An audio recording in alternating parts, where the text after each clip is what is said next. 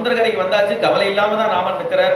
இந்த குரங்களும் கவலை இல்லாம இருக்கு. ஏன் அப்படின்னா ஆளுக்கு ஒரு டம்ளர் இந்த சமுத்திரத்தை குடினா அத்தனை வாழலாம் குடிச்சிருவாளாம். சமுத்திரத்துக்கு மேல ஒரு திரளா திரண்டிருக்காங்க. அப்ப சமுத்திரத்துக்கு பூரா குடிக்கிறதுக்கும் இங்க ஆள் இருக்காங்க. அகஸ்தியருக்கு நாங்க சலை இல்லை அப்படின்னு. இல்ல இங்க இருந்து அங்க போறதுக்கு வேற வழி இல்லையா அப்படின்னு கேட்டா, இந்த மகேந்திர பர்வதத்துல இருக்கு, அது மேல ஏறி எல்லாரையும் உட்கார சொல்லி மலையோட தூக்கி அங்க கொண்டு வச்சிருவாளாம். திரும்ப மலையை கொண்டு இங்க வைக்கிறதுக்கும் ஆள் இருக்கான். அதனால எப்படி கடலை தாண்டுவோங்கிற கவலையெல்லாம் அவளுக்கு இல்லை.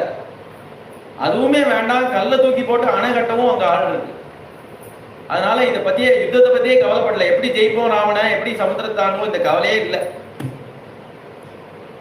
ராமர் அந்த கடலையும் அந்த அழகையும் ரசிச்சுட்டு இருக்கிறான். கடல் முடிகிற இடத்துல அப்படியே மேகம் ஆரம்பிக்கிறதான். கடல் மேகம் ரெண்டும் ஒன்னா கலந்துருக்கும். இப்ப கடல் தனியா மேகம் தனியா பிரிக்க முடியலங்கிறாப்புல கடலும் மேகம் ஒரே கலர்ல இருக்கும். அதை ரசிச்சுட்டு இருக்க